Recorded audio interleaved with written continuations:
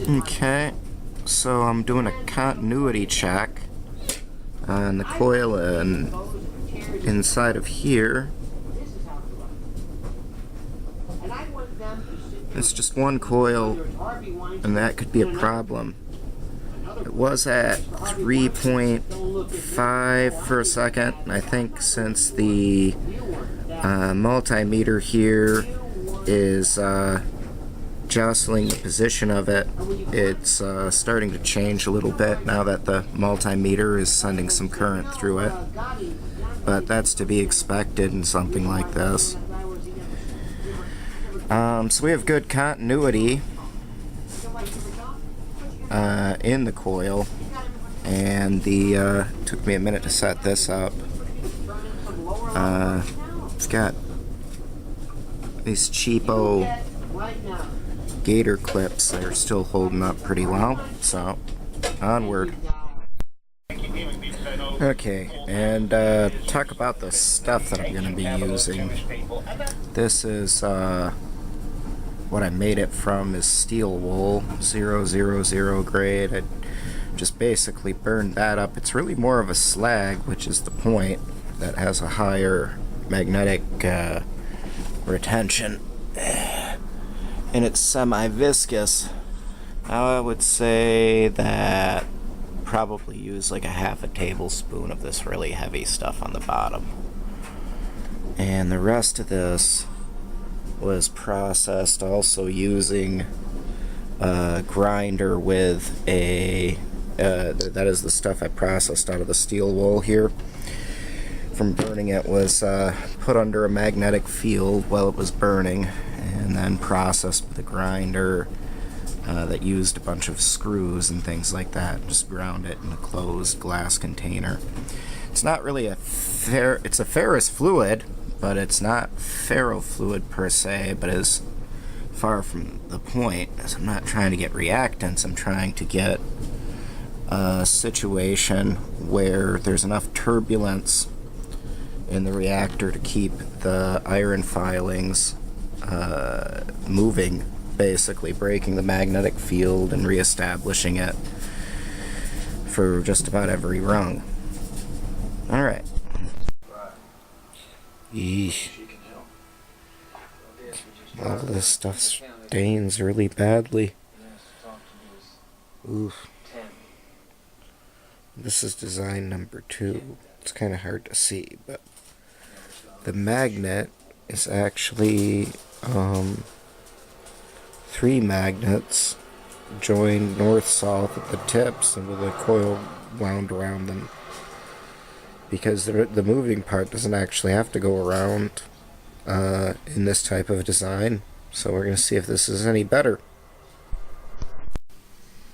Okay. It's really difficult. I got continuity. One of the connections is not broken, but it's like dirty. I need to clean that off. And I got it on continuity test, yes, no test. Okay, so we're going to turn it to milli. See? Turned off. No, I got it in milli DC. Oh man. I took it off the tripod. See if I can get it. Oh, it's going even. You know, it's spiking a lot more than it spiked with the other one. So I gotta think that there's something about this. Oh, I need more in there, really. You can actually see it.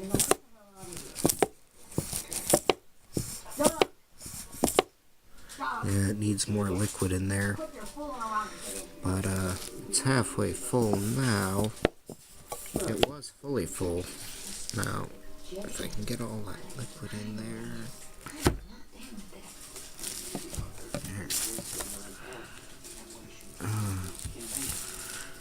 Jeez.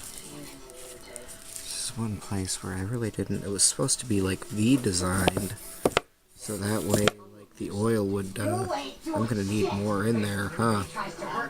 Okay, I'm gonna try it again. Okay, I filled it up to where I believe it's pretty much full until the pipe is completely full in the middle.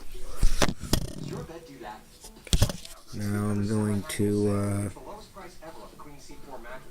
try to see if there's continuity. Ah, damn it. No. I had to force this in the first place. There it goes. There it goes. Okay, I gotta keep it like that. And turn it back to DC.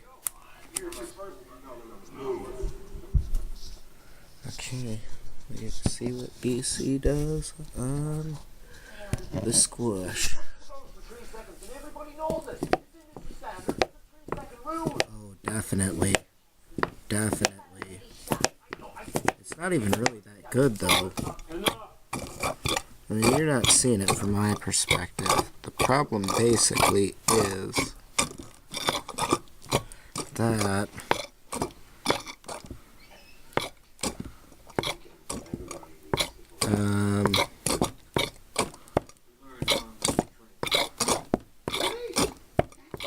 there's like an air gap in here. I couldn't get it perfect.